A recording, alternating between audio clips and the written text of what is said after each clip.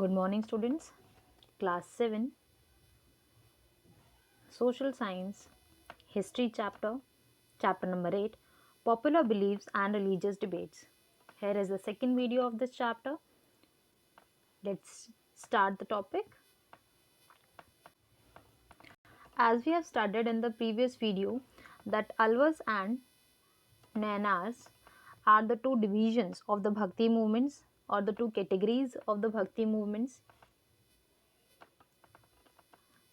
between 17th and the 19th century. The Alvars and Nayanars strengthened the Bhakti movement in South India.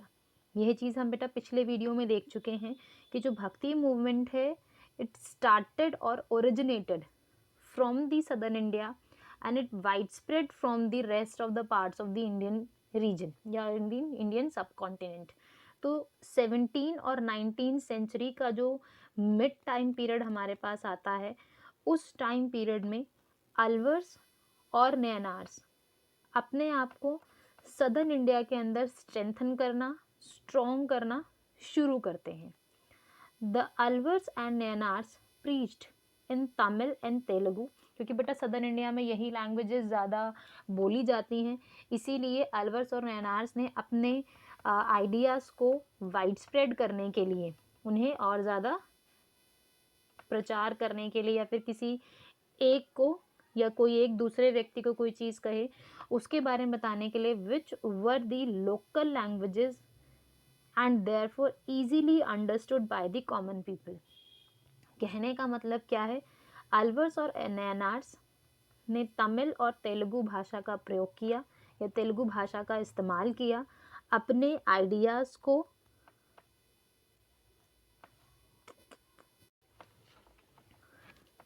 अल्वर्स और नैनार्स ने Tamil and Telugu language का use किया to spread the way of devoting their self, the way to connect और make connection with the God. तो ये connection के लिए जो आइडिया या जो सिंपल अप्रोच का वो इस्तेमाल कर रहे हैं, तो they use to spread the idea in the local languages which were Tamil and Telugu. They belonged to different caste and some saints were Brahmins. बेटा एक चीज़ आपने याद रखनी है जो कि हमने पिछली वीडियो में भी देखी, दैट कि ये जो आइडिया है ये किसी एक पर्टिकुलर कम्युनिटी का नहीं था. ठीक है, ये किसी रिजिड कास्ट सिस्टम में बिलीव नहीं करते थे. इसीलिए अल्वर्स और नैनार्स के अंदर हमें ये चीज़ बहुत इम्पॉर्टेंटली देखने को मिली कि यहाँ पर किसी भी टाइप का कास्ट सिस्टम नहीं है और इनके जो डिवोटीज़ हैं वो अलग अलग कास्ट या अलग अलग ग्रुप से बिलोंग करते हैं. एंड फीमेल्स भी एज अ डिवोटी सामने आई जो कि इससे पहले हमें देखने को नहीं मिली थी. तो some saints were Brahmins while many also came from the lower caste. और कुछ ब्राह्मण्स हैं, कुछ लोअर कास्ट से लोग भी हैं. तो ये क्या है, एक अलग टाइप का एक स्प्रेड, एक अलग टाइप का बिलीफ, एक अलग टाइप का सिंपल अप्रोच हमें देखने को मिला. बिकॉज देयर बेसिक आइडिया जो एंड है या जो चीज़ वो अचीव करना चाहते हैं वो क्या है कि आप किसी भी तरीके से गॉड के साथ कनेक्ट करें. ठीक है, उसके लिए आप किस कम्युनिटी से आते हैं उससे कोई फ़र्क नहीं पड़ता. Next is some saints were Brahmins while many also came from the lower caste. Many saints were common people who previously worked as farmers and artisans. अब उनके ऑक्यूपेशन से भी कोई फ़र्क नहीं पड़ता, आप कोई भी काम करते हैं, आप मंदिर के पुजारी भी हो सकते हैं, आप छोटे किसान भी हो सकते हैं, या फिर आप कोई आर्टिजन या फिर कोई कलाकार या आप कोई कारीगर भी हो सकते हैं. आर्टिजन्स होते हैं जो कोई स्किलफुल वर्क करें. There were also many women saints as well. ये एक न्यू चीज़ था कि विमेन सेंट्स भी हमें आसपास देखने को मिल जाया करती थी. सच एज, ये इम्पोर्टेंट है बेटा,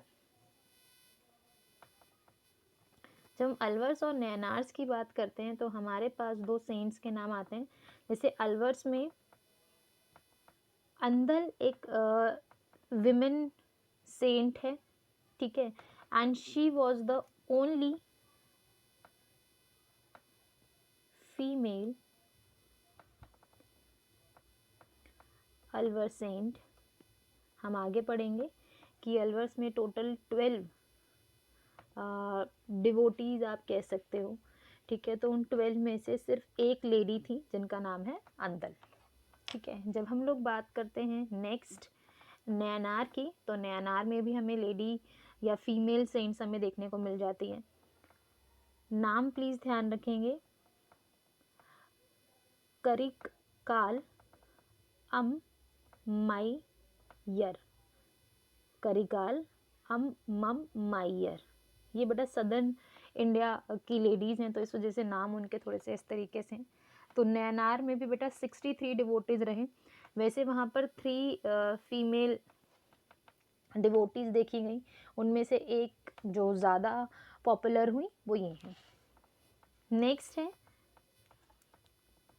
Alwar saints were the Tamil poet saints of south India. बेटा ये जो पैराग्राफ हम शुरू कर रहे हैं, यहाँ पर ना हमें थोड़े बहुत डिफरेंसेस देखने को मिलेंगे जो कि आप ध्यान रखेंगे आगे।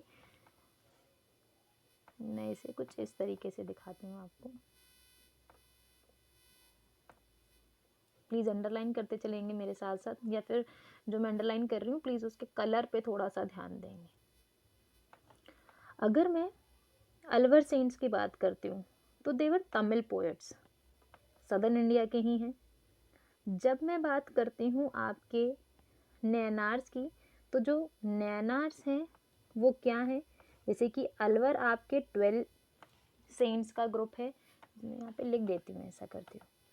अगर मैं इधर अलवर की और इधर मैं नैनार की बात करती हूँ, तो अलवर में 12 डिवोटीज़ का ग्रुप है, ये 63 डिवोटीज़ के ग्रुप हैं। ये पर्टिकुलरली तमिल डिवोटीज़ हैं, ठीक है। और जब हम लोग यहाँ पर और आगे बात करते हैं, तो who were devoted towards the Hindu God Shiva. अब एक चीज़ यहाँ पर जो हमें सबसे बड़ा डिफरेंस देखने को मिलता है बेटा, अलवर जो थे ये विष्णु गॉड के ज़्यादा डिवोटी हैं, ये प्लीज़ याद रखना है, Alvar related to the Vishnu god. और जो नैनार हैं they are devoted of the Shiva, ये सबसे इम्पोर्टेंट चीज़ है, ठीक है। The Alvar and the Nayanar saint roamed from one place to another singing devotional songs in the praise of God। कहने का मतलब क्या है कि अलवर और नैनार चाहे किसी भी भाषा का प्रयोग करें, क्योंकि तमिल और तेलुगु दोनों ही यूज़ कर रहे थे, तो दोनों ही भाषाओं के अंदर अलवर्स विष्णु के डिवोशन को ज़्यादा प्रमोट करते आए, उनको प्रीच करते आए, और जो नैनार्स हैं वो शिवा को ज़्यादा प्रीच करते रहे। And they use to roam around, एक जगह से दूसरी जगह पर वो जाया करते थे, घूमा करते थे, ताकि वो अपने जो चैंटिंग है या जो भक्ति गीत हैं उनके हेल्प से वो गॉड को अपना डिवोशन प्रेजेंट कर सकें। कुछ बेसिक डिफरेंस बताए गए हैं बेटा।